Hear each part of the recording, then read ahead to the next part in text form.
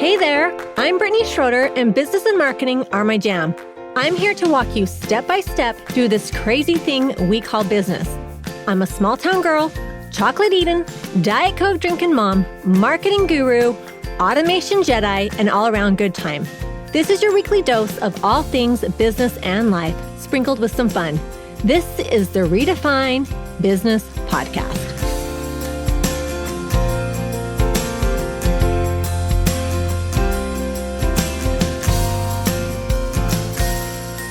Welcome to another episode of Redefine Business Podcast. I am very excited to have today's guest on here. We've been chatting it up for way too long before we hit record. But welcome, Amber Haider, oh my gosh, I just totally messed that up. We were prepping before this on her title and we were going back and forth. Mindset Coach for Dancers. There we go. Yeah. So welcome. Yeah. Thanks for coming on the show, Amber. Yeah, thank you. That does sound like a mouthful. But yes, yeah, I'm a mindset coach for dancers, and actually I specialize in ballroom of all things. Dance, yeah. So Amber was a client of mine. We worked together. We did some work together one-on-one. And so we were just catching up, but I wanted to have Amber on. I love her story. And we had a little push and pull when we were coaching together. And so we were just kind of talking about that. But Amber, we'll get into that. We're going to talk about like niching down. But Amber, tell my listeners just a little bit about you and where you got to where you are now. Okay. So I'm Amber, and I'm a ballroom dancer and a pro-am ballroom dancer, which I've only done for about 4 years. But until I did that, I've been a stay-at-home mom. I have 4 kids. I've always had like a little thing on the side. Even when I was a stay-at-home mom, I did like property management, and then I was like a fitness instructor, and I still do that. So I've always had like a little thing of my own that I've done on the side. I'd had a whole phase of like do-it-yourself home improvement thing. Like I always got my own stuff going on the side, but mostly I've been a stay-at-home mom for the last 20 years. My kids are aged 19 to 11.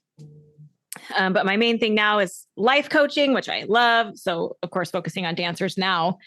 But all I want to do is dance and coach. That's what I say like every day. I'm like, all I want to do is dance and coach. That's it. Like they're my favorite things to do. And I love them. Yeah. I love it. So tell my listeners a little bit, and I know the story, but I want to share with them when you got into dancing, because, you know, I was asking you like, have you always been a dancer? And you actually have a story like, no, you weren't always a dancer. So tell our listeners like when you got into dancing. Yeah. So I started like officially, like, I think it's kind of funny when I think about this because this is like such an adult mindset to like, I've gone through this thing of like, what is a dancer? Like when do you define yourself as quote unquote, like a dancer? And I'm like, oh, I've always danced. Like I danced in my bedroom when I was growing up, and I never missed a stake dance. I never missed a school dance, but I never had training. And in my mind, it's like, oh, a dancer had training. Like they started when they were young and they did it like their whole life or whatever. I don't know what I thought, but it was like, because I didn't do that growing up, I didn't really identify as a dancer or see that I could coach dancers, but I was always an athlete. I always had good body awareness. I've taught fitness for 11 years now. So I always had, I guess, what you would call a high physical IQ, maybe. But when I turned 40, there was this ballroom studio that was in my kid's orthodontist building. And I would always kind of peek my head in there and be like, what are they doing in there? Like, what's that about? And I was always kind of interested in it, but I don't know. I just didn't know what that was about. And so I just didn't do it. But then one day, one of my friends said, oh, I've been taking lessons at that studio. And so I was like, oh, well, tell me about it. Like, how does that work? How much does it cost? And so I went in there and took an intro lesson, and then bought a package of like 8 lessons. And then I was like immediately hooked, like immediately obsessed. And I just needed more and more and more. And they like couldn't give it to me. I was like, I need more technique. I need like routines. I need to practice. And they were like, don't worry, it will all come.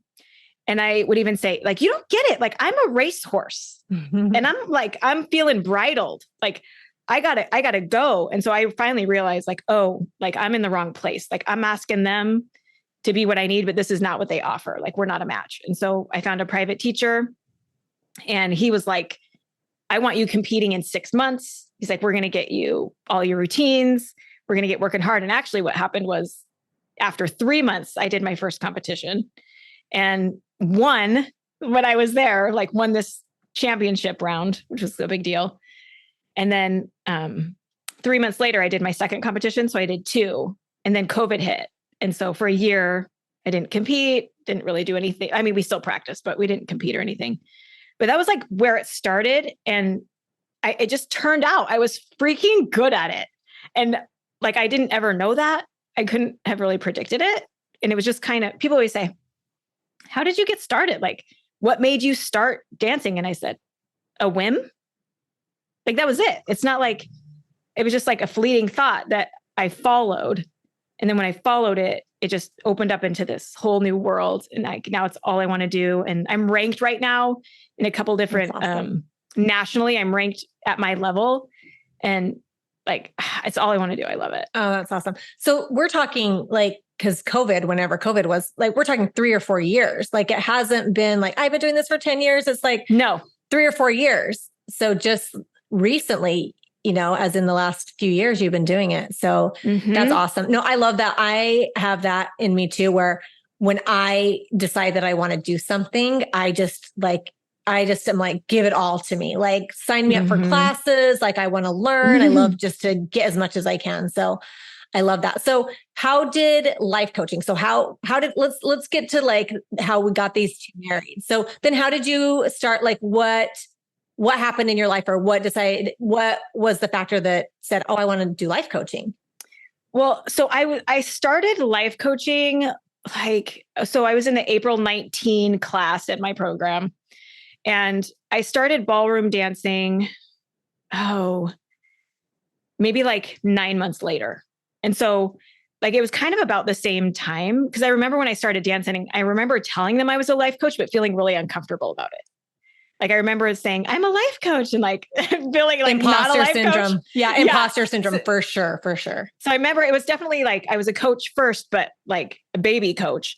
And then I started dancing, and never thought I would have never predicted in my wildest dreams that I would be coaching ballroom dancers. I just was doing life coaching, and I had a couple different niches. It was like, the first niche was like moms finding themselves. And then the next one was like people pleasers. And then I think the third one was like people who were multi-passionate, who like because I always have 10 things going on at any given time. So I was like multi-passionate people. And then it was back to moms finding themselves. And in that whole process, there was a ballroom dancer in my studio who was this darling 74-year-old woman who had been competing for like 7 years. And she came to me and she said, I don't know if you know anyone who coaches ballroom dancers, but I have a lot of performance anxiety, so bad that I've been fainting. And she's like, I haven't been able to compete. I haven't competed in 2 years. And now, even when I go to lessons, I'm getting dizzy and feeling like I'm going to faint because I'm stressing myself out so much, and I really need help. But I want someone who understands ballroom dance in that world. And I was like, well, I don't know anybody who does that. Like, and I like know a lot of people in the coach world, but I was like, listen, I will do it. Like, I will help you. I will coach you. I want to kind of build a program around it, like see what the needs are, see if I can help you, and let's see if we can get you results. Like, this would be just fun to do. And so I worked with her, and I kind of put together like a 12-week thing. And I ended up working with her for about 4 months. And the long story short is that we got her back on the competition floor, and she did this competition. She texted me, and it was the cutest text. It was like, I mean, like, they didn't know what hit him at the Seattle Star Ball. I mean, it was like so cute. But one of my favorite things was like, it didn't go perfectly, but she was so thrilled to be on the competition floor. But she told me, I've never, ever competed and enjoyed it. I've always been stressed out. I've always been anxious, like had headaches, and like the first time ever I actually enjoyed a competition. So if nothing else, thank you for giving me that. Oh, wow. And I was like, oh my God, like and that's when I was like, maybe this is a thing, you know, like, yeah, maybe I could help dancers. But even then it was like, probably not. Yeah. It was like, nobody needs this help. I don't know. It's just what your brain does when it's like filling you with doubt and whatever. And I felt like a baby dancer. Yeah. So I kind of laughed that it was like, I've been dancing exactly 5 minutes. Let me help you with your Let dancing, me tell you what to do. Yeah. Well, and I think even going back to that, like imposter syndrome, and it reminds me of like pricing. Like I think I've written a blog or something and talk about like, there really is a formula though to like, and it's, you have to put in the time. Like you have to be able to say, I have this experience. I've done this. I have these things. And as you gain all of like the experience and all of those and the practice and all those things, like that's when you raise your prices, but that's when your confidence rises too. It's like a correlation that like, yeah, I am good at what I do. And yeah, I have experience. I've done this. And so it really is like just jumping in and just doing it. And I love what you said too, because I want to talk about like niching, because when we started coaching together, you were in between, like you had this page for like confidence for women. And then there was another page that was like ballroom, And so we really had to like push through that. Like, no, like the riches are in the niches. Like this, like you Google, like we would Google ballroom dance. Remember when we're like, let's Google and see like life coach for ballroom dance. You're like on page 1. And I'm like, Amber, like you have got to run with this. This is it. This is going to be it for you. Like, and so, but I think that we do hesitate. And even back to the life coaching, like the mindset tools that we learn, they are applicable to like almost everybody. You know what I mean? Like you could, like, I know your husband's a dentist. And so like you could life coach dentists and you could help them.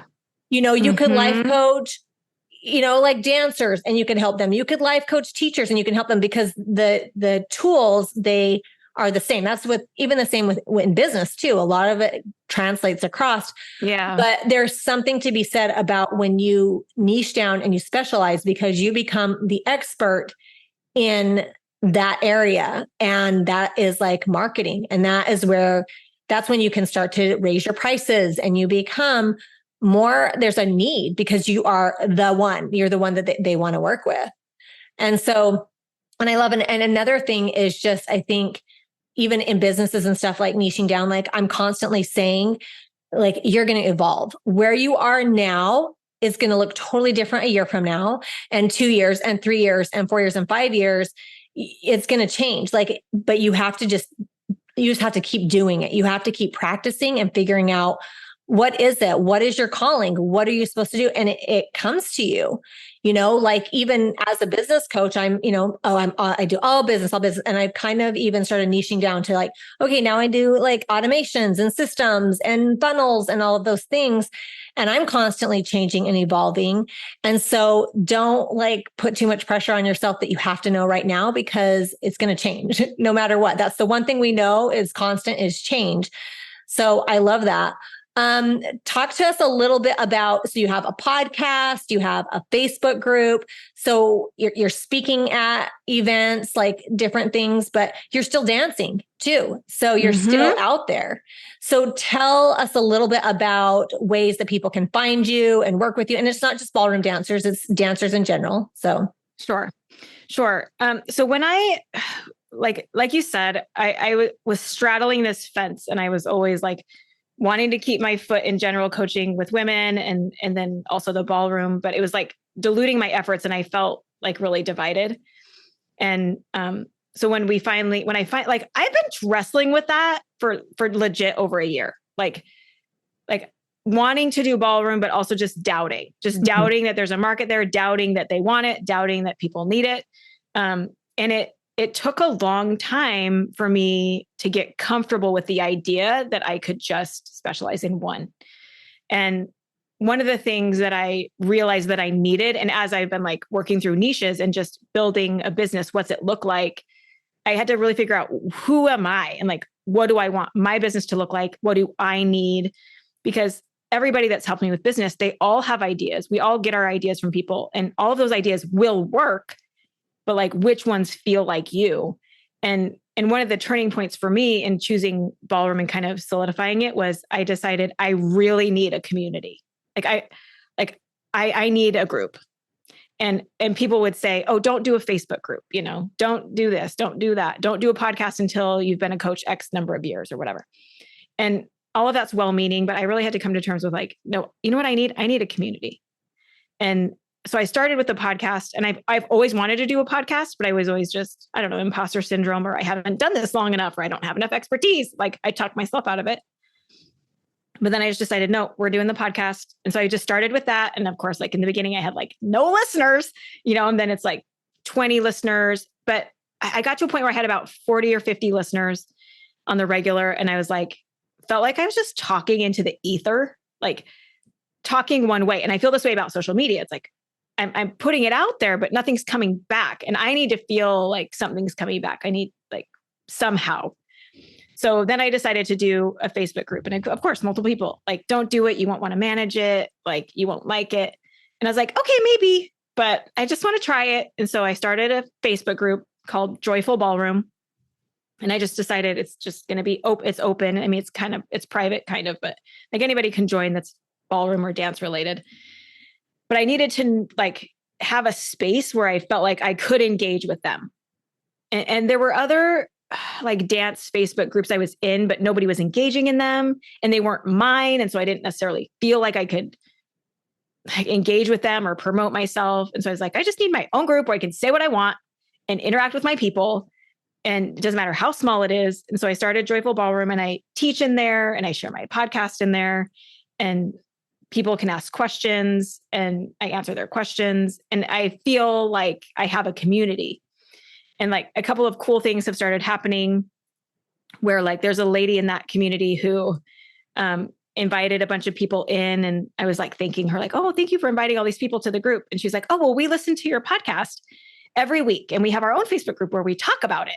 And we talk about how it applies to our life and examples that we've seen. And we like workshop around it and like mastermind around. I'm like, what? Like it blew my mind that it was reaching people in that way. But for me, like, this is what I needed. Like I needed to feel like I had my people who cared about what I said. And that's what keeps me motivated, is knowing that I have people around me. And not everybody wants that. And everybody wants to manage a Facebook group, and not everybody wants to do a podcast. But I think an important part of me being able to niche down was like really myself deciding, these are my people. This is my group. This is my community. And like just switching my mindset instead of feeling kind of like an outsider, like I haven't been here long enough and like I don't know enough and blah, blah, blah. But for me, that's been instrumental. I don't know if that answers your question. No, it doesn't. No, I love that too, because I feel like that imposter syndrome is like such a hard thing that people deal with. And I say this all the time, where it's just like, you just have to be one chapter ahead of people. You just have to be like just one chapter ahead. And sometimes because we can't see what we can't see, but like we do have stuff to offer. Like we have things to offer to people. And we were kind of joking about the podcast before, where I was saying, oh, I don't know if anybody listens to my podcast. But then when people tell you they listen to your podcast, you're like, wow, like people hear me. Like, and I think it's good for us to hear that, because then it makes us like stay on top of our game, because we're thinking about those people that we're talking to them like they're in the same room with us. But I love it. And I'm like, earlier before we hit record, I said, you have groupies. And so, you've made it, you're doing it right when you have groupies and haters. So when you start to get the haters, then you really like made it. But no, I love that. And it's been so fun to watch like your whole journey of just, like you really struggled with, like niching down. And it's something we all struggle with, because we feel like, we think of the people that we can help. And so in our head, we think, well, I don't want to leave them out. And if I niche, then I'm not going to be able to help that person. And I've helped them before. But it's like, we really can help more people, because, it helps like with our marketing. And that's not to say that you can't coach anybody else, but it's mostly just your marketing. It's mostly like speaking to people, and so that they can find you. Like the people who are looking for you can find you because you are niching down. So I love that. It's so fun. Everybody has to, I'm going to put her handles in the show notes, but you have to give her a follow, because I don't do video yet on my podcast, but I always was like, she's like the cutest thing. How tall are you? I'm 5'2". Oh, you are tiny. I was going to say, I bet you're probably really small too. How tall do you think I am? 5'10". Oh, I'm not 5'10". I'm 5'8", but I'm a tall chick. Okay. I'm like Amazonish. Yes. So, Okay. but like, but anyways, she's just such a fun, like, no, your branding is like, well, even when we were kind of talking about branding when we were doing it, I was like, girl, because she has bright pink hair. And so I'm like, your branding has to match your hair. Like you scream ballroom dance, girl. You scream ballroom dance. So she's such like a fun follow. So tell my listeners how all the places they can find you. We talked about the Facebook group. What's your handle on Instagram? Yeah. So my handle on Instagram is at Amber_H8R for Haider. Yeah. And then of course I'm on Facebook. It's just Amber Haider Coaching. The podcast is called Ballroom State of Mind, and it's revolves around ballroom, but really like any athlete would benefit from it. Any dancer would benefit from it. And then, of course, even some of my friends listen to it and they're like, I don't do ballroom, but everything that you say, like you said, the tools, people are smart enough to figure out, oh, this applies to me, and they find the ways that it applies to them. So it's Ballroom State of Mind. It's all about mindset and managing your attention and focus and all that. Yeah. And we all need more confidence. So it's awesome. All right, Amber. Okay. I like to end every one of my episodes with asking my guests 2 questions. So the first one is, what is your pet peeve? Give me a pet peeve. Yeah, this is hard. Like I don't have a lot, I guess. The only thing that comes to my mind, I don't even know if it counts as a pet peeve, is just like arrogance. Oh yeah. That's a good one. Like I'm so patient. I'm so tolerant. Like I can deal with anything. But arrogance, just like, I can't. Yeah, that's one of mine too, for sure. And my simple pleasure, I would just say, is music. Like, like just turning on some music. I listen to music all day. Like I listen to it in my car. I listen to it while I'm getting ready. Like, and just music will change my mood, change my vibration like instantly. And I just sing along, dance along. And it's such a simple thing. I love it. Yeah. I actually like in the mornings like that, if I have to put my AirPods in and listen to music, like I have a hard time focusing unless I am like in the zone. So I'm a music person too. I love some good music. Well, Amber, thank you so much for coming on. This was so fun to catch up. Yeah, same. It's always a pleasure. I always love chatting with you. I could chat all day. Let's not stop the party here. Head on over to my Instagram or Facebook group, Redefine Your Business, and let me know your thoughts about today's show. I will see you again, same time, same place, next week.